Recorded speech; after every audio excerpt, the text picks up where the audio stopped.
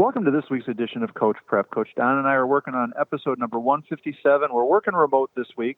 If you listen to the Everything Fast Pitch podcast this week, you know that Coach Torrey had a little medical setback. It's going to be a little bit before I'll be driving around the greater Atlanta area to get to the podcast studio. But we're going to do it remote for a couple of weeks, and then things are getting back to normal. And I'm 1,000,000% better than I was a week ago, and I appreciate everybody who's been thinking about me. So our topic today for number 157 is going to be advice on what to do when everything just seems to be going wrong at the ballpark. Before we get into that topic, let's talk about our sponsors first, the Anderson Bat Company. Everything Fast Pitch is very proud to have Anderson Bat Company as our presenting sponsor. Anderson Bat Company is using the latest and greatest bat technology to corner the market in the fast pitch world. They have the -9 Rocket Tech, the -10 Carbon, and the -11 Carbon Light. Anderson Bat Company is using this technology to put a high-performing bat in the hands of hitters that really know the difference between a good bat and a great bat. We're also working with Anderson to provide a discount for all of our listeners. Go to the Anderson Bat Company website and order your bats. Use the EFP20 discount, which is for everything fast pitch, and you'll get a 20% discount. It's a great way for you to save a little bit of money on a great bat and also help support Everything Fast Pitch at the same time. Also, let's talk about patreon.com/everythingfastpitch. We want to say thank you to Clay Feliciano and Dan Sava for coming on board as new patrons. We've been talking about the patrons now for a couple of months now, and we've had some good momentum. We've been adding one or two patrons every week, which is the one thing that kept Coach Don and I hopeful that we'll be able to have some long-term, long-range success with the podcast. We still need many more of you to come on board, but if we can keep the momentum going, keep adding a few people every week, it keeps things going closer and closer to the right direction. We have been operating in the red for quite a while, and if we can get to the point where we start to have a few months in a row where we're at least not losing money. I never expected to get rich in the podcast business, but I also expect to not get poor in it either. So our topic today, Don, is what are we going to do when we're coaching and it just goes wrong? The team just, for whatever reason, you know how it seems to snowball. That one error turns into two errors turns into four, one walk turns into two walks turns into four walks, all of a sudden 4 walks and an error, and we're losing, and the game is completely out of control. So what are some ideas? What are some things we can do to try to get the train back on the tracks when it seems to be careening to a terrible crash? Tori, when these things happen, it just seems to be contagious, right? When a couple of things go wrong, everybody seems to contribute in their own way for the chaos. You know, as a coach, we need to try and figure out how we can get back on track and settle everybody down. And a lot of times it can be a team huddle in between innings when we can have everybody take a breath, work on, doing one thing at a time, one pitch at a time, and try and make each small event better to make the whole salvageable. But a lot of times, in my mind, if we can get the pitcher and catcher calm and settled, everybody else can dig in and do the same. The catcher is the one person that everybody's looking at in the infield, and if we can have them getting everything calmed and settled down and making sure everybody knows how many outs we got so we don't have little errors with that and what the situation is. If we can break it down to one pitch at a time, I think that we can get things back on track sometimes. One of the things that I've seen more and more, and again, this is going to be another one of those discussions where it's the pot calling the kettle black, because for the vast majority of my career, I think I was more of the throw gasoline on the fire coach instead of trying to put the fire out coach. I was so quick to be angry myself when things weren't going well or when we would make mistakes that I think I added a whole lot of aggravation and tension and likelihood that things were going to keep going wrong more so than solve it. So the first thing I would say from the coach prep perspective is when things start to go haywire with your team, you can have a lot to say about how it's going to resolve itself by how you react. And if you can keep your composure, if you can stay calm, if you can be as upbeat and as positive as possible, like you said, Don, if you can call that timely timeout, go out to the mound and bring everybody back together again and get them all to take a deep breath and kind of refocus on what's going to happen next instead of what's gone wrong so far.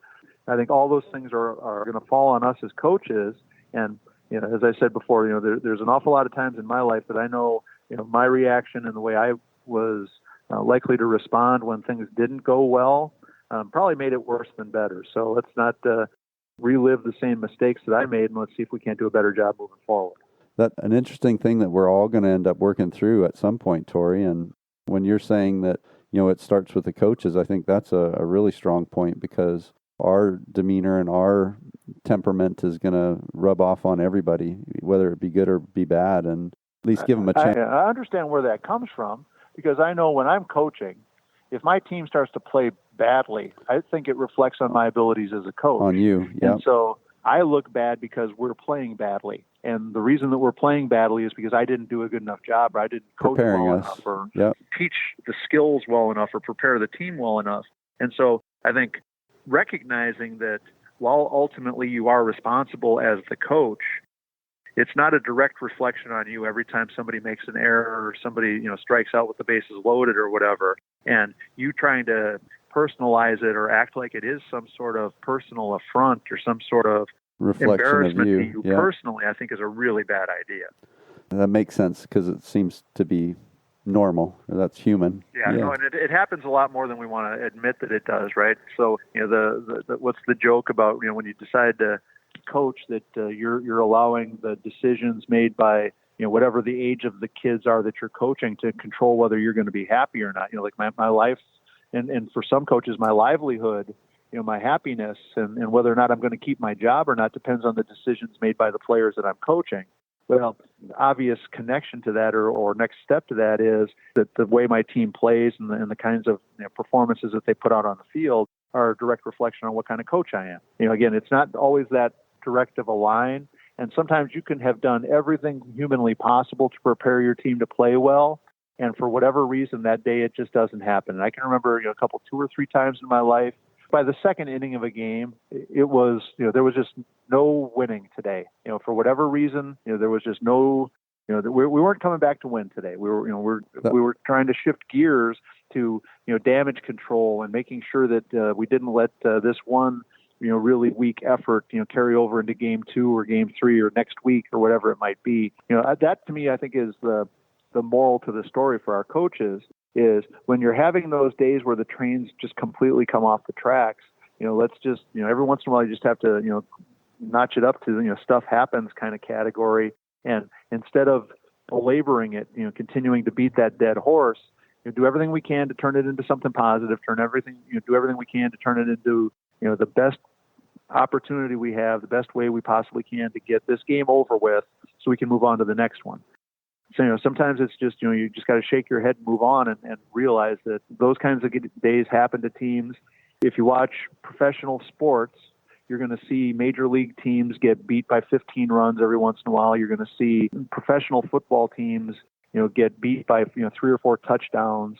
You're going to see championship basketball teams just get run out of the gym because it just happens every once in a while. And so sometimes it's the best strategy from a coaching perspective is to figure out how we can salvage the best we can, do as little damage as we possibly can, and move on to the next challenge. I was going to say, it seems, Tori, almost like that's part of our test for the year. Every now and then we have these days where everything does go wrong, and we're being tested to see how we're going to react, to see how we're going to interact with the team, and how we're going to try and salvage the day. But yeah, I think the calm head, like you're saying, and calm approach and limiting our exposure to the chaos is definitely a good plan.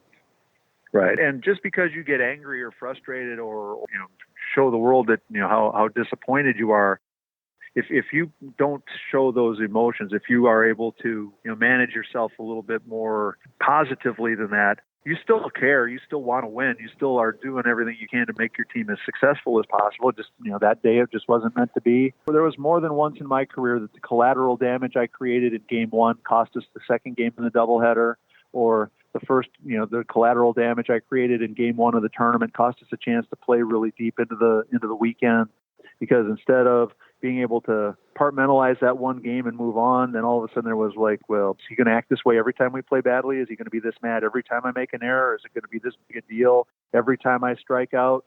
It ended up, just being so negative now. Eventually I figured it out. I tried to do a better job, but it's just human nature for some of us to react, and we just have to learn to understand what we're likely to do and do a better job of managing it. And I think too, Tori, the people that are close to us and that are around us know what great effort we've put into being prepared for that day, and that they know that, we've done our part to do a good job for the kids, for the team, for everybody. So that's kind of to me, a key thing too, to staying calm, is knowing that the important people know. Absolutely. All right. Well, so hey, that's going to wrap up number 157.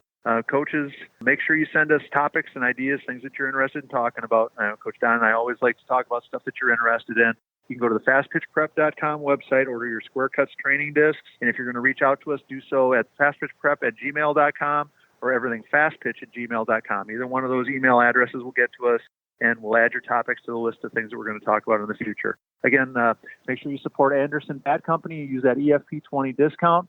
Go to patreon.com/everythingfastpitch. Become a patron if you can. And again, thanks, Clay and Dan, for coming on board. Coach Don and I really do appreciate it. So for Coach Don McKinley and our producer, Stan Lewis, this is Coach Torrey saying thanks for listening. We'll talk to you again next week.